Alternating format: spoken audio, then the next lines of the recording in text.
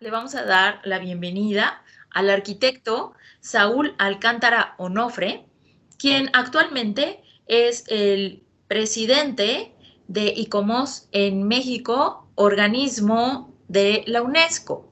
También es miembro emérito de la Academia Nacional de Arquitectura, es miembro titular del Seminario de Cultura Mexicana y bueno, su formación es de arquitecto por la Universidad Autónoma Metropolitana en el campus Azcapotzalco. Tiene una especialización en Restoration on Monuments and Sites por la Escuela di Restauro e di Centri Storici de Florencia, Italia. Tiene una maestría en Landscape Architecture por la Universidad del Estudio en Génova, Italia, y tiene un doctorado en diseño por la UAM. El arquitecto Alcántara ha sido titular de varios programas de restauración, de recuperación del paisaje. Su currículum es muy amplio, pero le doy todo el foro para él y para su presentación. Muchas gracias, arquitecto. Si gusta prender su cámara, estamos listos. Muchas gracias. Muy buenas tardes. Muchas gracias. Gracias, Ana Miramontes, por la presentación y la coordinación de este evento. Bueno, pues mi agradecimiento a María del Carmen Castro, querida amiga y coordinadora nacional de conservación del patrimonio cultural. Y bueno, hago patente también, obviamente, mi agradecimiento a Salvador Rueda y al director Diego Prieto, porque el año pasado, precisamente en el castillo de Chapultepec, fue la toma de protesta del nuevo Consejo Directivo Nacional del ICOMOS. Y bueno, me enaltece también formar parte de esos tres conferencistas con la maestra María Estela Guiarte y, bueno, el mismo Salvador Rueda. Mi tema va muy enfocado en relación a la recuperación y puesta en valor de los paisajes culturales, en específico Chapultepec. Veíamos algunas de las banderas que nos mostraba Salvador Rueda, algunas esculturas que mostraba la maestra Eguiarte, y yo pienso que la restauración de bienes inmuebles es una deudora de la restauración de los bienes muebles. Se trasladan muchísimos conceptos o filosofía de intervención en la restauración del patrimonio arquitectónico. En el paisaje se ha tratado de hacer lo mismo, pero realmente tiene otro cúmulo de métodos y técnicas de intervención. Y es un poco a lo que me dedicaré en esta charla. Cuando la maestra Mari Carmen me lo propuso, recurrí a todos mis archivos antiguos que tenía, unos no estaban digitalizados, y quiero mostrar, digamos, en términos, digamos, muy generales, las intervenciones que llegué a hacer en Chapultepec y lo que pienso a futuro de lo que puede ser, ¿no?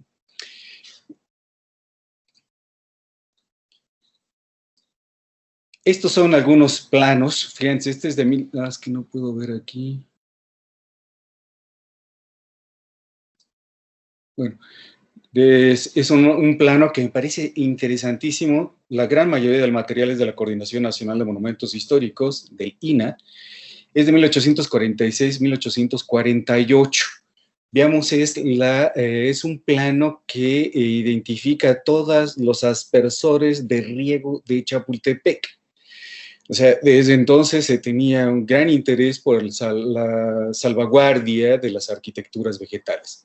Vemos, es una impronta anterior a la de Maximiliano y a la de Porfirio Díaz, lógicamente. Ya existen los lagos, sigue esta idea de un jardín real romántico, ¿no? Aquí está. Esta es otra ilustración, es de 1847, donde se lleva a cabo todo un proyecto paisajístico al frente del castillo, ¿no? Hacia lo que era la gran calzada de la Verónica, ¿no? Y aquí planteaba un espejo de agua, otro acá, y lo que es bien interesante es todos estos grandes alineamientos de árboles, ¿no? Y este elemento boscoso, un bosquete que se encontraba en la ladera del castillo. Este es un plano muy bonito, es de la época de Maximiliano, 1867. Veamos aquí, bueno, está ya el trazo de Paseo de la Reforma. Tenemos la primera sección del Bosque de Chapultepec con algunas de las propuestas del mismo Maximiliano. Vean, esta es interesantísima. Tenemos aquí el castillo, este es el Alcázar, lo que hoy llamamos el Jardín de Pérgolas o el Jardín de Invierno. Este es lo que es Reforma. Esta rotonda enorme con unos grandes árboles, seguramente Platanus mexicana. Lo interesante que después de lo que es el Cerro del Chapulín, se tiene unos elementos acá totalmente que identifican al romántico francés. Pero después vemos la geometría del jardín que evoca muchísimo Schönbrunn o Belvedere, ¿no? Que donde vivió mucho Maximiliano, era un apasionado de los jardines, del arte de los jardines. Entonces, tiene esta pasión por Chapultepec, sabemos muy bien que le llama Miravalle, en consonancia a lo que era Miramar en Trieste, es otro jardín, que no lo vio terminado, porque cuando él llega a Puebla, antes de llegar a México, firma una orden real para Anton Jelinek como jardinero imperial en Trieste, ¿no? Pero ya había dejado todas las indicaciones cómo se debería hacer el jardín. Esto también me da una remembranza, digamos, del jardín formal de Petit Trianon y después el Grand Trianon, ¿no? O sea, todo el jardín formal con el jardín informal o romántico, y en la parte superior veamos todo el vivero, que era el que iba a producir todos los árboles para el bosque. Es interesantísimo ver, digamos, todas las visuales que se crean en este plano. El paisaje está hecho de visuales, y uno como restaurador de paisajes tiene que estudiar a profundidad ese patrimonio de visuales consagradas por la historia para traerlas nuevamente hasta nuestros días y que ese mensaje cultural perdure. Entonces vemos algunas partes donde hay ciertos paisajes que se abren, otros que se cierran, siempre los grandes alineamientos de árboles. Veamos aquí, abre una perspectiva para ver esta arboleda. En fin, cada metro cuadrado tenía ideas completamente. Bueno, este es 1888, ya más avanzado. Seguimos todavía, se sigue con la impronta, vemos que quizás no se realizó aquella propuesta que tenía Maximiliano de ese jardín formal, pero todavía podemos identificar muchísimo todas las arquitecturas vegetales, su definición arquitectónica y paisajística, que hoy día con los estudios que se pueden hacer de la vegetación, la más antigua, podemos ir comprendiendo este palimpsesto paisajístico. Este es de la época Porfirio. Este es bien interesante porque es cuando Miguel Ángel de Quevedo, en 1901, conoce en el Congreso de Higiene Urbana en París a L.W. Olmsted y Jean-Claude Nicolas Forestier, que estaban en el concepto del sistema parque.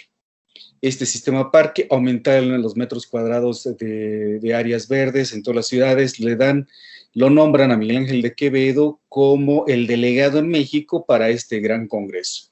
Y le dan todos los lineamientos, qué es lo que se tiene que hacer en la conservación y recuperación de los jardines y aquellos jardines que hay que hacer nuevos. Emula mucho lo que hace Forestier en París, interviene Chapultepec, arma un consejo consultivo que se llama la Junta de Mejoras, y como en París el Bosque de Boloña es para los aristócratas y Vincennes es para el pueblo, aquí está Chapultepec para los aristócratas y hace el Parque Balbuena, el Jardín Balbuena para, digamos, el pueblo, ¿no? En este plano se descifra un texto que me ofreció Guillermo Tobar de Teresa, que son las indicaciones de Forestier a Miguel Ángel de Quevedo, ¿no?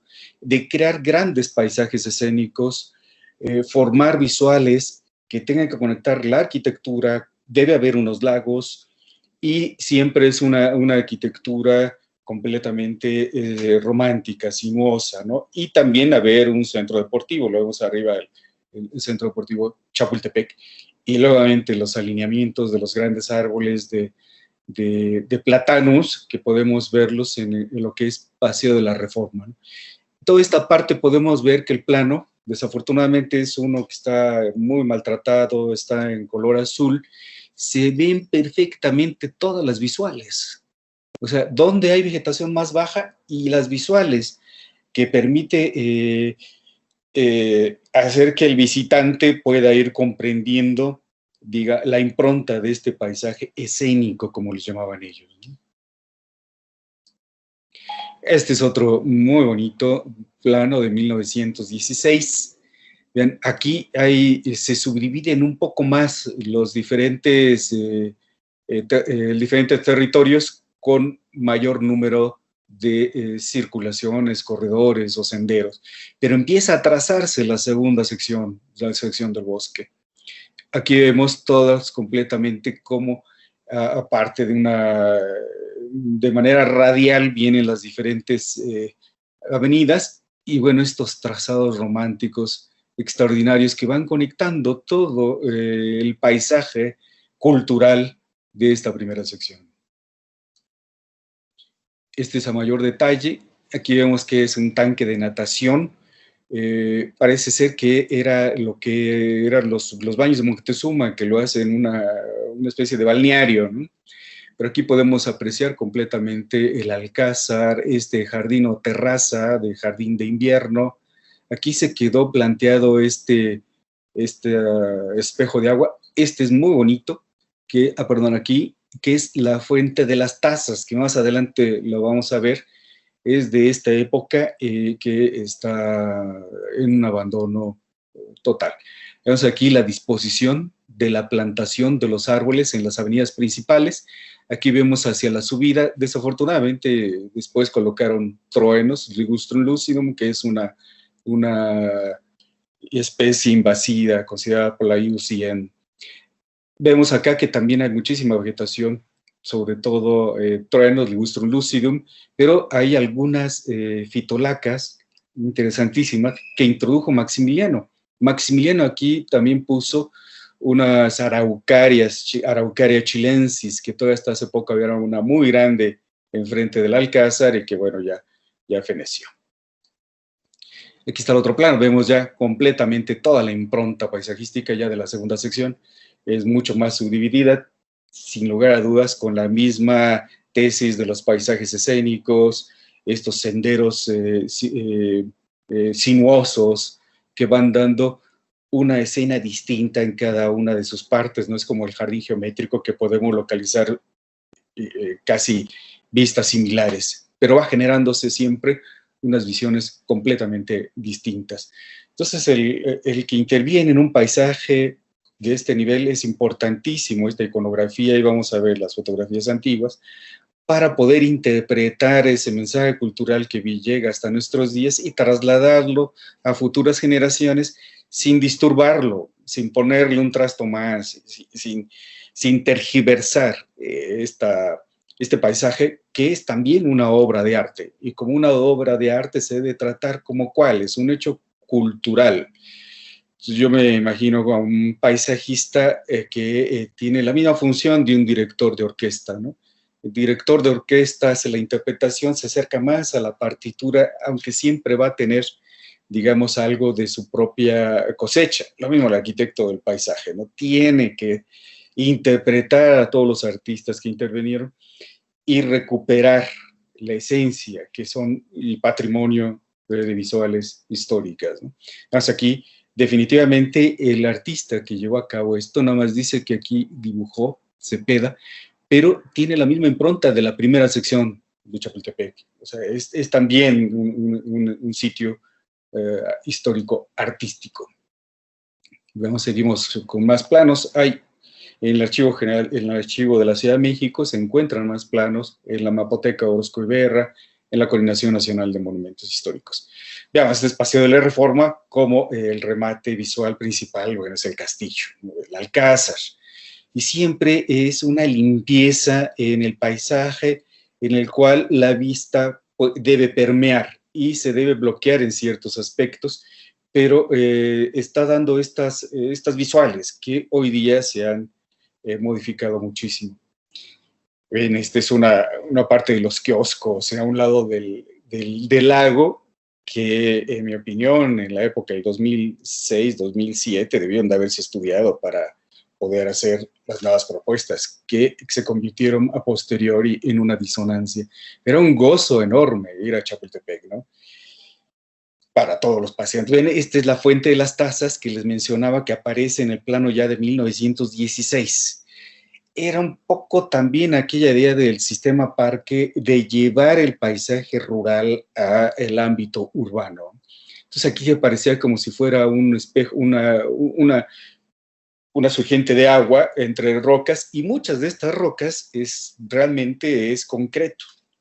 Y como lo vamos a ver, se puso, digamos, esta corriente de pensamiento se difundió en todo el país, y la vegetación exuberante para que diera esa idea de un paisaje rural.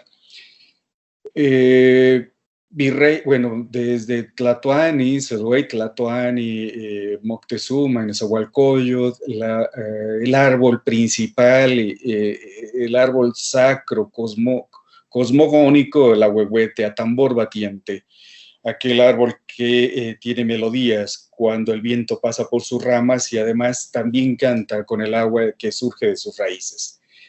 Maximiliano hace un tratado sobre los ahuehuetes, ¿no? Todos los gobernantes tuvieron un gran aprecio por estos gigantes de la vegetación, que en muchos casos en Chapultepec y sí hacen galerías completas, ¿no? Bueno, aquí en la anterior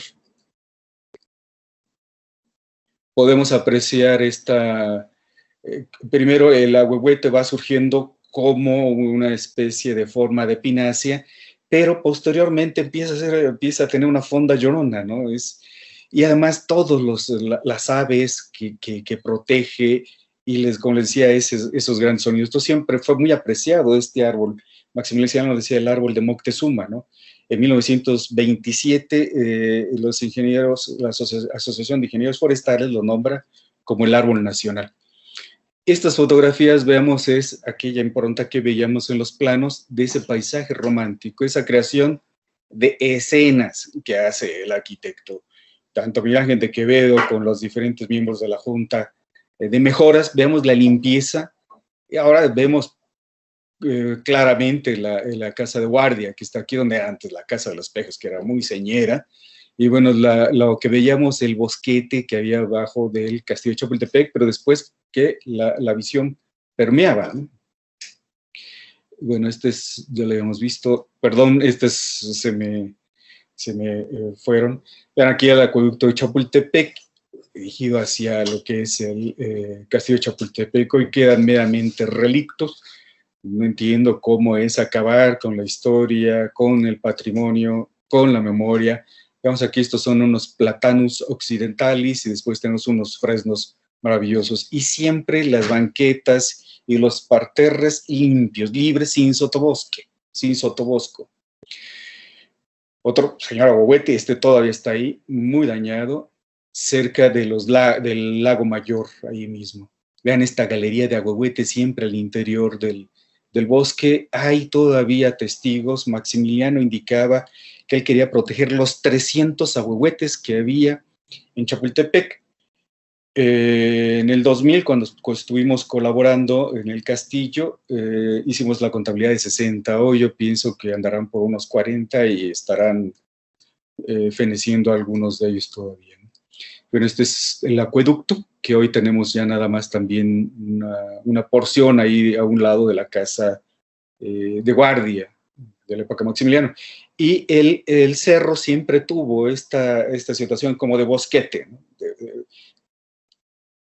De bosquete. Bueno, aquí vemos otra visual del lago hacia el castillo de Chapultepec. Todavía estaba el colegio militar, algunas grutas específicas. Bueno, ya lo habíamos visto, perdón. Bien, este es lo que es el Chapultepec, es la avenida hacia la llegada al bosque. Y este es el lago con su gruta, ¿no? Estas grutas de principios del siglo XX, este lago con su gran chorro de agua para poder oxigenar el agua. Pero todo esto es artificio. paisaje es artificio, pero estando aquí es rememorar los paisajes rurales, ¿no? Esta es otra parte del lago. Veamos la limpieza de los parterres, aquí ya con algunos problemas sanitarios de algunos árboles, pero vean las visuales que van permeando, que se van creando siempre con sentido geométrico. Este es un pedacito de lo que había visto con él en la Blue Olmsted, Miguel Ángel de Quevedo. Este puente es idéntico, menor escala, claro, como el que está en Central Park, ¿no? Este es con sus, este tipo de barandal con círculos, pero siempre la presencia de los grandes ahuehuetes. Otra visual del lago. Como veíamos, aquellas caminos o calzadas sinuosas con muy circulares siempre nos van generando una riqueza en perspectivas, en visuales, y que el artista va destacando cada una de ellas. Es decir, el sentido estético que tiene este artista lo traslada al visitante y lo hace ver lo que él considera que es importante para su vista y además también para recrearse espiritualmente de un paisaje de esta índole. Vean la limpieza de Paseo de la Reforma. Hoy es una ensalada de parterres y alamillos, etcétera, ¿no? Nunca se le ha dado la atención debida a las arquitecturas vegetales. Todo esto son fresnos. Y vemos aquí están las dos leonas. Y estas leonas de bronce que les han pintado con grasa de zapatos y ahora están acá a la entrada del castillo, ¿no? A un lado del monumento a los niños héroes que ya nos han mencionado nuestros dos colegas, los que me antecedieron en la palabra. Son una belleza estas esculturas, hoy están muy venidas a menos. Bien, esta es una vista aérea, todavía de los años 20, vean todo esto son platanos occidentales, no mexicana, también en esta parte de lo que es Gandhi, pero conserva prácticamente todo su paisaje, aquel de principios del siglo XX. Otra vista del lago. Bien, este es muy interesante. Es la declaratoria de belleza natural del bosque de Chapultepec. Este es el dictamen, el 11 de septiembre de 1933. O sea, se reúne la Comisión de Monumentos el 1 de septiembre de 1932. La Dirección de Monumentos Coloniales y de la República propuso se declarara lugar de belleza natural el bosque de Chapultepec, fundándola en los antecedentes históricos y en las fotografías y plano presentados por la Dirección de Monumentos. Y también dice, viene a sumar las medidas de protección, le indica al secretario de Educación Pública que esto viene a sumar las medidas de protección que la ley respectiva establece a favor de los monumentos. Y esto siempre para la mejor conservación del sitio, de excepcional interés por su belleza y por sus antecedentes.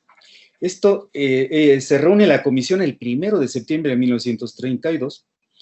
El oficio se lo manda Jorge Enciso, que era el director de monumentos, al secretario de Educación Pública el 11 de septiembre de 1932. El secretario Narciso Basso, secretario de Educación Pública, le dije al director general del Bosque de Chapultepec un día después, el 12 de septiembre de 1933, le indica la Comisión de Monumentos y Bellezas Naturales, a la que se sometió para que se determinara el área de declararse lugar de belleza natural el bosque de Chapultepec. La comisión opinó en sentido positivo. Y de acuerdo con las facultades que a esta secretaría concede el artículo 25 y demás relativos de la ley sobre protección y conservación de monumentos y bellezas naturales de 30 de enero de 1930, se dictamina que las oficinas de monumentos coloniales y de la República indica que a los preceptos de la ley respectiva, la Secretaría de Educación ha venido procurando la conservación tanto de nuestros monumentos como de las bellezas naturales, algo que dejó fuera completamente la ley vigente de monumentos de 1972. Y dice, el bosque de Chapultepec es sin duda uno de los sitios más interesantes. A raíz de la conquista, están en peligro de desaparecer como todas las arboledas de esta zona debido a la urbanización de la nueva Ciudad de México. El virrey de Mendoza obtuvo del emperador Carlos V que se dejara el bosque como lugar de recreo para los habitantes de la nueva metrópoli. Desde entonces ha sido objeto de la predilección e interés de los gobernantes del país y ha constituido uno de los mayores atractivos de la capital. Encomiado por cuantos viajeros ilustres nos han visitado. En 1847, su prestigio quedó enaltecido por la heroica defensa de los alumnos del Colegio Militar durante la Guerra de Intervención. Teniendo en cuenta que a su belleza y a su interés histórico se añade la circunstancia de ser residencia del presidente de la República. Y dice el secretario de Educación Pública, considero que es un deber no escatimar esfuerzo alguno para su conservación. Y dice el secretario, le dice al director del bosque, pongo a su disposición los documentos gráficos e históricos de que dispone y la experiencia de su personal técnico especializado en labores de esa índole, a efecto de cooperar en cuanto sea necesario para la conservación y mejoramiento del bosque. En esa época se declaraba un árbol, una fuente, una pantle, se declaró zona típica el Zócalo de la Ciudad de México. Pero es increíble que se reúne la Junta de Monumentos, lo escribe, se acepta, lo escribe Jorge Enciso, que es el director, un día, y al día siguiente hace la declaratoria el secretario de Educación Pública. Esto deberíamos de regresar nuevamente a los postulados de esta ley. México estaba más avanzado en la salvaguardia del patrimonio paisajístico que misma España, que tiene un compendio enorme de legislación en torno al patrimonio. Bien, aquí recopilamos muchos otros planos. Vean siempre las visuales que se plasman en los elementos gráficos. Este es el levantamiento que hicimos en el año 2000 de todos y cada uno de los árboles, alrededor de 27,000 árboles, ¿no? Y destacamos aquellos históricos, aquellos que tienen una intención paisajística, los que están al límite de la vida y aquellos que son infestantes. Estos son los planos de todas las visuales que indican los documentos históricos o la iconografía y las fotografías. Y, por ejemplo, las narraciones que hace Maximiliano Wilhelm Knechtel, jardinero del emperador. Entonces, nosotros las plasmamos, en este sentido, desde dentro del museo hacia afuera y de afuera hacia el museo. Entonces documentamos todas las visuales. Eran los usos del suelo que estén en su momento. Esta es una propuesta que tenía Maximiliano en el Alcázar. No en el Alcázar, sino en alguna parte. Yo pienso que iba a ser como el jardín de invierno que tenía Maximiliano. Lo indican ahí en la diapositiva, esto nos los conseguimos en el Museo Etnológico y Etnográfico de Viena, que era la casa del jardinero, que tendría la cátedra de botánica, el herbario y todo lo necesario para el salvaguardar del paisaje. Este es el plano de Julius Hoffmann, donde plasma todo lo que es el jardín formal del Alcázar. Este era el sitio predilecto del emperador, sus principales consejeros, donde se le leían las cartas, pero todo esto está hecho en relación a las visuales que él estaba describiendo, ¿no? Todo esto hacia la parte de lo que era la antigua Tonantzin, la Basílica de Guadalupe, y hacia la parte sur lo que era el Ajusco, ¿no? Todas las visuales, si veamos, tienen una coincidencia con la misma arquitectura, hay una geometría muy precisa en la misma, ¿no? Entonces, es una de las cuestiones que estudiamos cuando el arquitecto Salvador Cebes nos invita para estudiar el jardín del Alcázar. Entonces, teníamos prácticamente cómo era el jardín de la época de Maximiliano, y también de Porfirio Díaz, nada más que ya no alcancé a localizar los planos de la época de Porfirio. En esta parte lo hizo más público, aquí era muy privado, ¿no? Y bueno, estas son algunas de los trazos que empezamos a trabajar. Había unas humedades tremendas, vemos que aquí es roca madre, y por la roca madre bajaba, había humedad descendente a todas las salas inferiores del Alcázar. Era un problema grave, que incluso cuando el arquitecto Carlos Martínez Ortigosa hace algunas calas en esta parte, ve que están sueltas totalmente la estructura de acero, precisamente por la humedad tan fuerte que se tenía. Entonces, una de las propuestas fue que aquello que dividiría los parterres sea unos cárcamos de agua y que después se distribuyera en el Cerro del Chapulín. Y este es el proyecto definitivo. Es una evocación de, de los dos periodos más importantes de este espacio abierto, que es el de Maximiliano y de Porfirio Díaz. No puede ser, digamos, una época o la otra, porque el edificio en mismo ha cambiado. Lo que trasladamos fueron los conceptos, el aspecto de las visuales principalmente, y lo que el museo consiguió, la historiadora, bueno, ahorita recuerdo, localizó el diario del jardinero, Wilhelm Nechtel, en el cual se nos permitió acceder para ver todo lo de Chapultepec, nos lo tradujo la señora Bocker, y pudimos comprender cuál era la intención del emperador. Wilhelm Nechtel dice que el emperador se levanta a las 7 de la mañana y da indicaciones de cómo hacer el jardín, ¿no? Estos setos verdes con una orla de color rojo de flores y otra orla verde amarillo, y al fondo unos arbustos muy coloridos, colores fucsia, que venían de Cuernavaca. Aquí se realizó esta fuente. Esta escultura la encontramos allá en una de las bodegas del castillo, ¿no? Vean, todas estas son una evocación de aquellas visuales, aquellos corredores que se tenían en la época de Maximiliano, y también parte de Porfirio Díaz. Bueno, esta es una evocación definitivamente, pero siempre teniendo el respeto por la morfología arquitectónica y sobre todo las directrices que nos daba completamente el edificio. Cuando llegamos aquí había cedros limón por todos lados, que no tenían incluso estas visuales definidas por los pórticos, las puertas, las ventanas y hacia el exterior. Entonces, esto es una interpretación.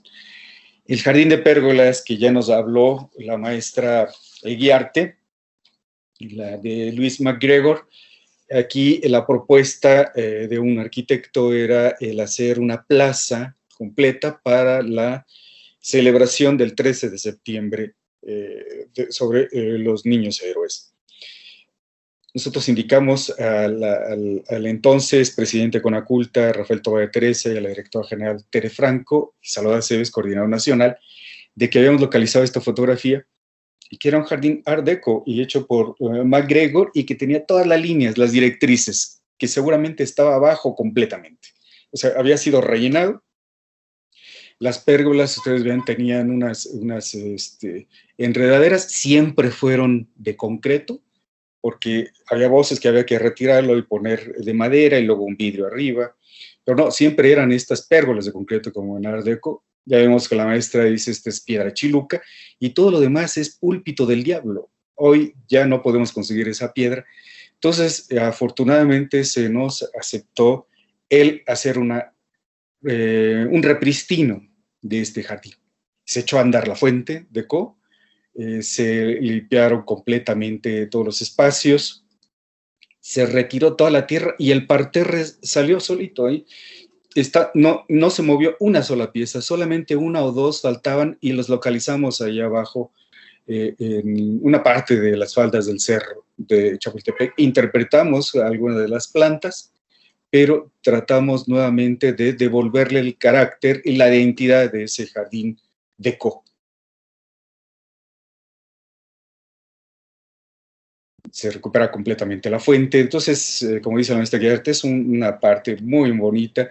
Y también retiramos, había muchas casuarinas y también eucaliptos muertos que ya no permitían estas visuales de la ciudad al castillo, del castillo a la ciudad, e incluso de las pérgolas, que están muy bien diseñadas en esta parte para apreciar las visuales a los diferentes lagos, ¿no? Y observar las arboledas de las galerías prácticamente de ahuehuetes.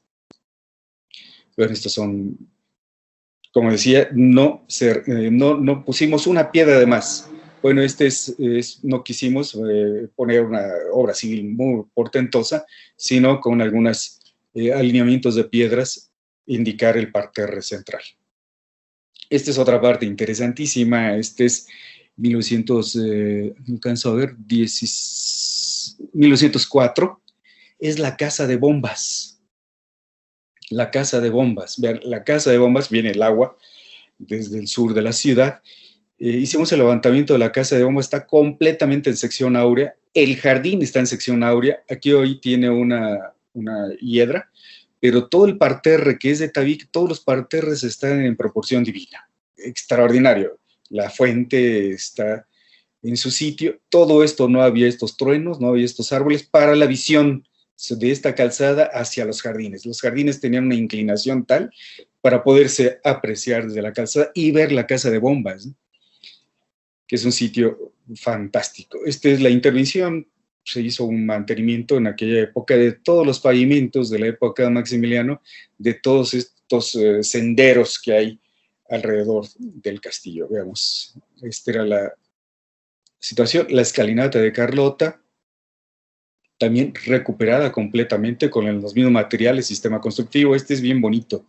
Esta es una rocalla que de las habitaciones del emperador se bajaba y se sentaba aquí en compañía, y esto tenía bromelias, orquídeas, pero esto da a eje principal de Paseo de la Reforma. O sea, tiene una visual realmente espectacular.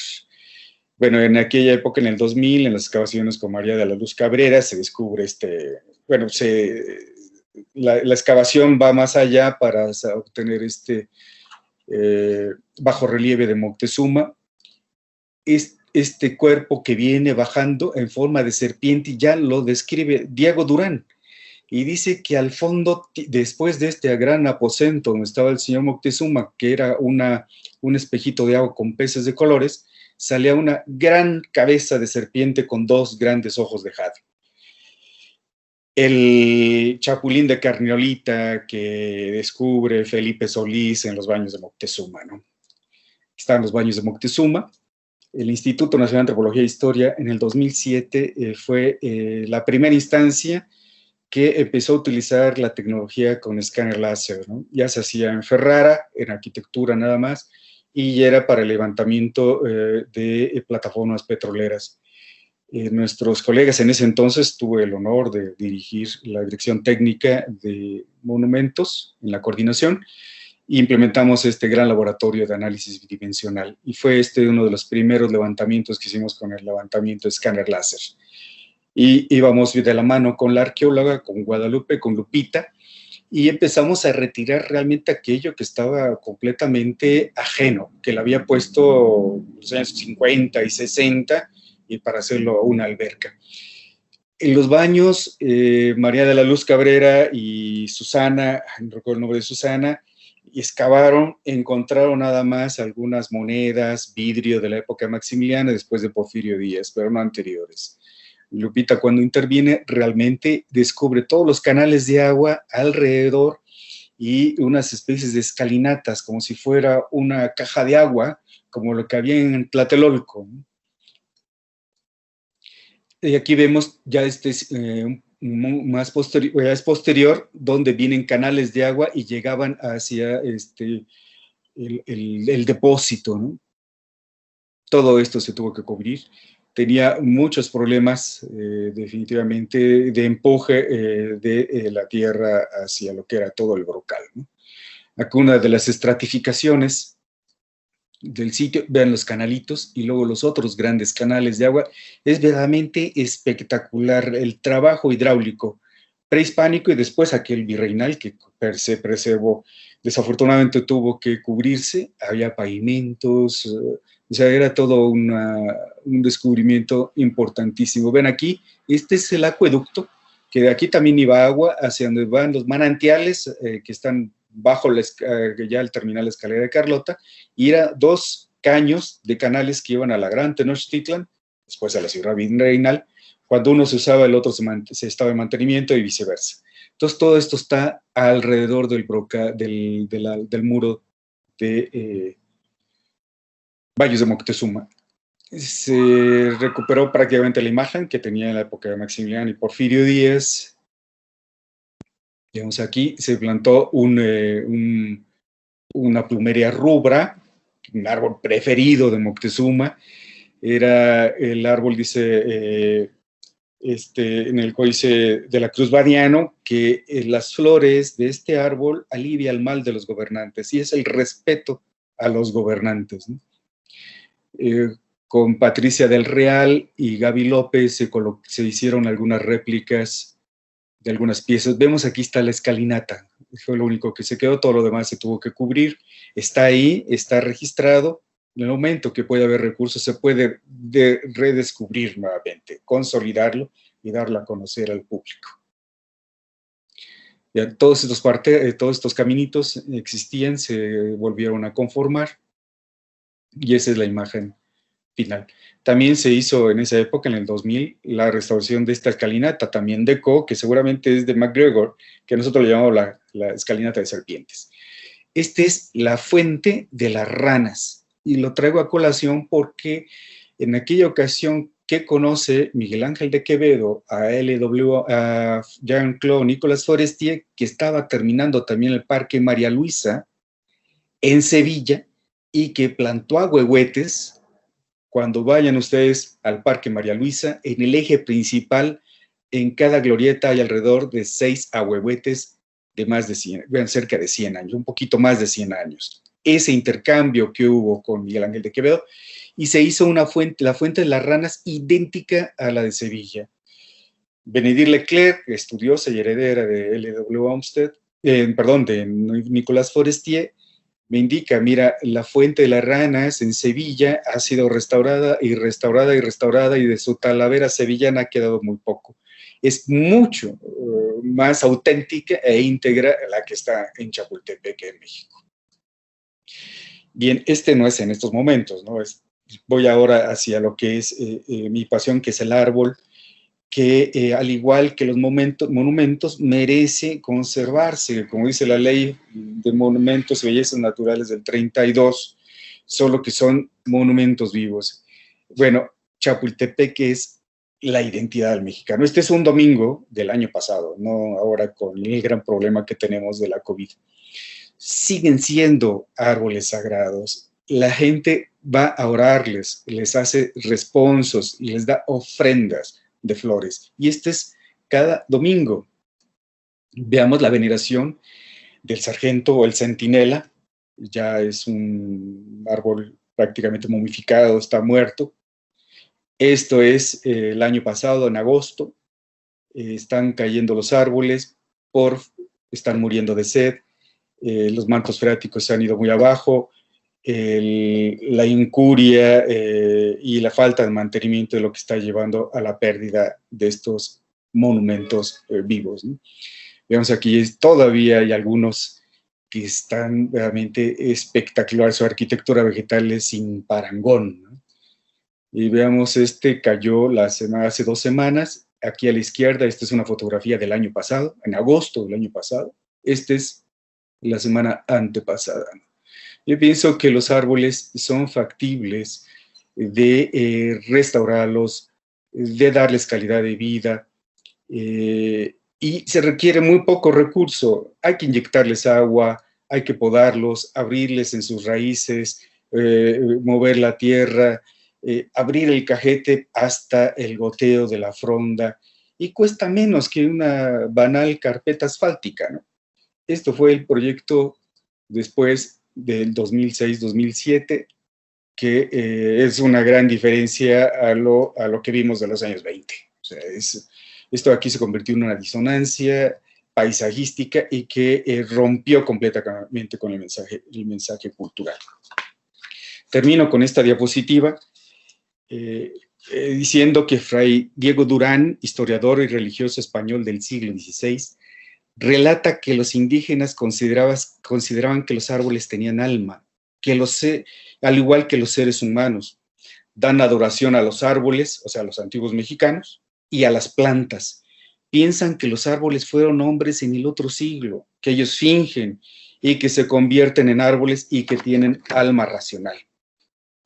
La sociedad prehispánica se identificaba por su armonía y dominio sacro de la naturaleza como premisa de libertad cuyo contenido espiritual era el paisaje.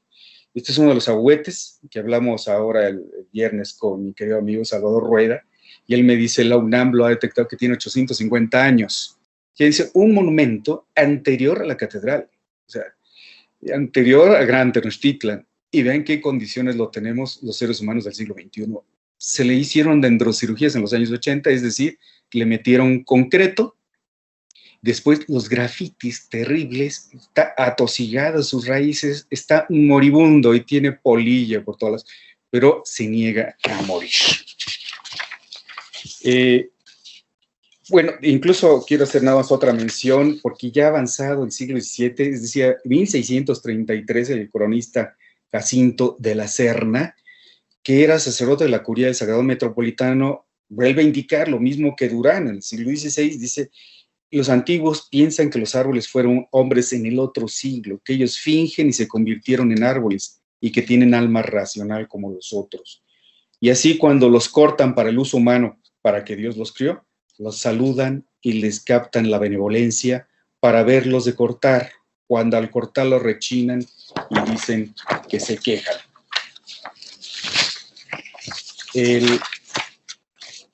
En el transcurso de esta mirada histórica de lo que hemos intervenido en el bosque, reafirmo que la naturaleza y principalmente el árbol, desde el punto de vista simbólico y sagrado, ha sido un antecesor del ser humano. Es más antiguo que el ser humano, el árbol, y simboliza a nuestro padre Ihueytlatoani. Posee vida espiritual propia y la población lo veneraba, ofreciéndole responsos, canciones y palabras de devoción. Le ofrecía todos sus tesoros y hasta su propia sangre. Y para concluir, me apropio de las palabras de Doris Hayden. El árbol es uno de los regalos de la naturaleza que los antiguos mexicanos respetaban y hasta lo convertían en deidad. Es un ser que forma parte de la comunidad y que merece ser amado, por lo que lo veían como parte de su familia, como ascendiente divino y venerable. Les agradezco mucho su atención. Me disculpo por tantas diapositivas, pero sinceramente quiero transmitir esta pasión por la naturaleza y que no puede quedar que el ser humano del siglo XXI tenga en estas condiciones estos monumentos vivos. Muchas gracias. Muchísimas gracias, arquitecto Alcántara. Yo puedo decir que escucho aplausos desde cada una de las casas del público que nos acompaña. Ahí hay unos aplausos, por ahí se escuchan. Qué gran exposición, le agradecemos tremendamente. Para nada fueron muchas diapositivas. Yo creo que hubo una evocación romántica, pero en el sentido filosófico del romanticismo, de el bosque de Chapultepec. Yo creo que a partir de hoy varios de nosotros vamos a visitar el bosque de Chapultepec con otra visión completamente cambiada y pues para quienes somos apasionados de los paisajes culturales, de la cultura, de la historia, pues nos parece sumamente conmovedoras las palabras y estas citas con las que usted cierra, porque justamente en las tres pláticas hemos visto una apreciación por los vestigios materiales, pero esos vestigios materiales no tendrían ningún sentido sin una sociedad. Pero además esta es una sociedad cambiante. Y me gustaría recuperar que un momento histórico, como es los niños héroes, esta evocación histórica, pues nos lleva a diferentes rincones, nos lleva a un análisis del bosque de Chapultepec, del castillo de Chapultepec, de la pasión con la que también fue construido, de la pasión con la que ha sido restaurado, y de la pasión con la que actualmente se difunde todas las actividades, todos los bienes que están dentro de este Museo Nacional de Historia. También hay una conexión directa, lo hemos visto tanto en la presentación de la maestra Eguiarte como del doctor Alcántara, que hay un canal directo con nuestra época prehispánica, que tiene que ver con la filosofía, con la recuperación y con que en ese espacio efectivamente se han desenvuelto varias culturas, varios momentos. Yo de verdad quiero agradecerles muchísimo por estas 3 hermosas conferencias, les llamaré hermosas, pero además son interesantes, llenas de un valor histórico, que además nos llevaron a momentos historiográficos en el arte, a momentos historiográficos en la arquitectura, en la recuperación del paisaje. Eh, ¿Hay alguien en el público que quisiera expresar alguna pregunta? Veo muchos aplausos, veo muchos saludos. Eh, voy de atrás para adelante. Bueno, Yolanda ha abierto su... Adelante, Yolanda. Sí, perdón por intervenir otra No, vez. adelante. Felicidades, Saúl. Saúl, ¿no podría buscarse una propuesta de una declaratoria para todos los ahuehuetes que tenemos, al menos en la primera sección, para que se volvieran intocables? Claro, sí que puedan tocarse, pero buscando también una conservación de esa naturaleza. ¿Crees que se pudiera trabajar? Bueno, sería con sustento en la ley de belleza naturales y típicas del 32, ¿no? Por si la ley federal hasta ahorita no contiene un apartado para el paisaje que debemos impulsar que se tenga, porque es la madre naturaleza y nuestra cultura proviene de ahí. Bueno, como yo siempre así le menciono a los niños, que no podemos separar naturaleza de cultura. Gracias y felicidades, arquitecto. Gracias. No sé si respondo ahora, Norma. Sí, adelante, por favor, por favor. Y yo creo que es de suma importancia, Yolanda. Desde el 32 no ha habido otro tipo de declaratorias. Se trasladan a las leyes medioambientales, el aspecto de leyes naturales, pero realmente no interesa a las leyes medioambientales aquello que es paisaje cultural, o jardín histórico, o parque histórico. Entonces, yo estoy muy contento porque en marzo de este año pudimos declarar monumentos o árboles históricos a la pochotota, la pochota, la pochotita de Chiapa de Corzo. Se declararon árboles históricos, el cabildo en pleno, el alcalde y la organización de las tradiciones originarias de Chiapas, con el de la voz, pudimos lograr la declaratoria de estos árboles. Estamos en este momento elaborando el reglamento, porque debe haber puniciones a aquellos que grafiten, aquellos que mutilen los árboles, que les metan piedras, etc. En este momento, Yolanda, empezamos a tener eco en San Cristóbal de las Casas. Es factible que empecemos a nombrar, allá hay unas magnolias no muy antiguas, pero están asociadas a hechos históricos, y los humedales y los bosquetes urbanos. Y también en Tlaxcala esos fresnos maravillosos que están en la calzada a subir hacia el antiguo convento franciscano, y aquellos que están en la plaza principal, que son realmente señeros. He tenido la intención, sin lugar a dudas, de declarar a los ahuehuetes de Chapultepec monumentos, ¿no? He dialogado con 2 diputados, una que no voy a decir de qué partido, dice, no me interesa, otro que sí te interesa, entonces vamos a ver si es factible pasarlo al Congreso local, y que sería la declaratoria de la vida, ¿no? Y sobre todo el árbol nacional y el árbol más hermoso del mundo, el ahuehuete, ¿no? Basta con verle su textura en su tronco, cómo caen las ramas, el sonido que hace, o sea, realmente es factible, y con la ley de cultura de la Ciudad de México se pueden declarar desde el punto de vista de patrimonio cultural urbano. O sea, sí es factible, como declaramos en la época de Marcelo Ebrard y con Alejandro Moreno Toscano y Felipe Leal, como monumento a la Alameda Central. Claro que es factible, sería un avance importante. Yo apoyo. Sí. Muchas gracias, Yolanda. ¿Hay alguien más en el público que le gustaría expresar alguna pregunta en abierto? Bueno, si gustan, me pueden ir avisando. Mientras tanto, rapidísimamente, comentarios. María de Guadalupe Cepeda Martínez. Excelente presentación, doctor Saúl Alcántara. Es urgente el Atlas de la Flora de Valor Cultural en México. Leonardo Morlet nos dice, excelentes exposiciones, muchas felicidades. Daniak nos dice, excelente presentación y las fotos espectaculares. Virginia Aguiarte dice, felicidades, es toda una batalla presentar estos foros.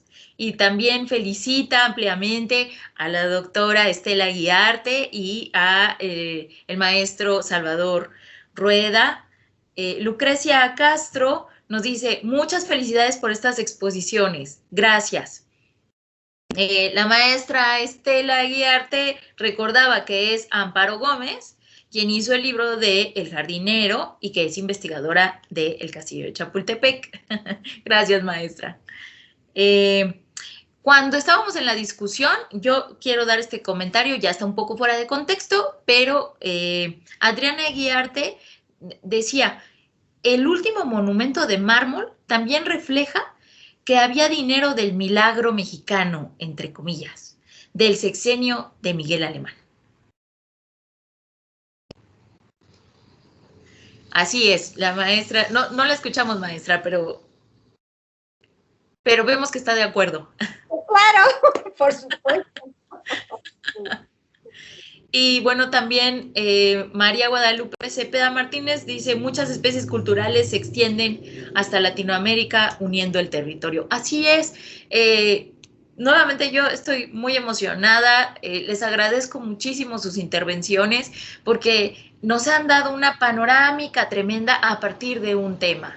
Hemos pasado por el arte, hemos pasado por la historia, hemos pasado por momentos heroicos, pero además pasamos por diferentes momentos, no solo nos centramos en la intervención estadounidense, sino que llegamos a la época, a diferentes épocas, a la época prehispánica, a la época de Maximiliano, y que nos evoca todo este conflicto que había entre Benito Juárez y el propio Maximiliano de Habsburgo, en fin, yo les agradezco porque nos han llevado por un universo tremendo de la historia de México. Y bueno, pues creo que esos serían todos los comentarios. Mari Carmen Castro Barrera, pues se despide de todos.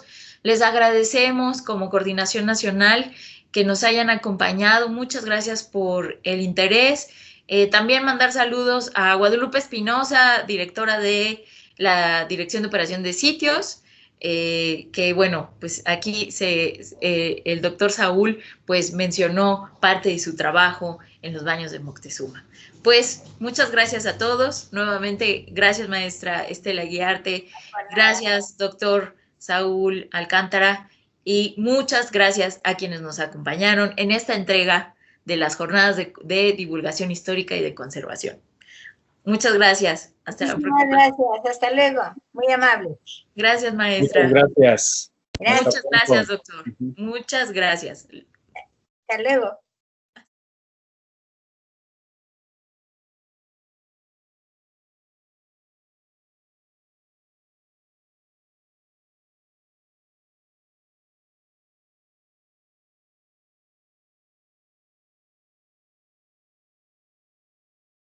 Instituto Nacional de Antropología e Historia. Secretaría de Cultura.